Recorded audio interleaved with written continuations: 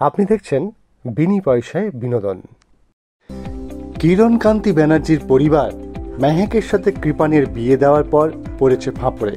মেহেকের কাণ্ড কারখানা দেখে কর্তা গিন্নি হাঁ হয়ে গেছে। মেহেক কখনো তাদেরকে বলছে, আমাকে 2 লাখ টাকা দাও, আমি এখন বাইরে যাব মার্কেটিং করতে। আবার কখনো বলছে 25 লাখ টাকা এক্ষুনি দাও, আমি একটা ডায়মন্ডের সেট অর্ডার করেছি।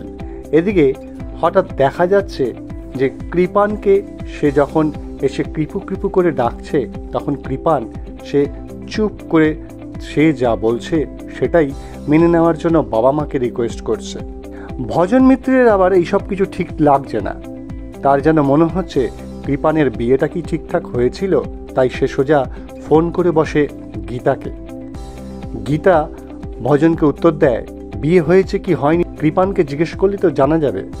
কৃপানকে যখন জিজ্ঞেস করা হয়, কৃপান আমতা আমতা করে এবং অবশেষে বলে, হ্যাঁ হ্যাঁ, মেহেকের সাথে আমার বিয়ে হয়েছিল। ভজন মিত্রের কাছে খবর আসে গীতা কোর্টের দিকে যাচ্ছে। সেই শুনে ভজন মিত্র তার গুন্ডাদের বলে দেয় সে যেন কোর্টে না ঢুকতে পারে, তার আগেই যেন তাকে শেষ করে দেওয়া হয়। এবং সেই কথা শুনে ফেলে পদ্ম আবার গীতাকে সঙ্গে সঙ্গে জানায় এবং গীতা বলে, পদ্ম তুই চিন্তা করিস না।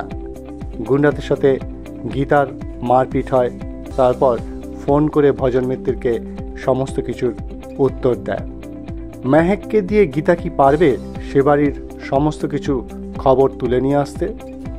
দেখতে থাকুন বিনি পয়সায় বিনোদন।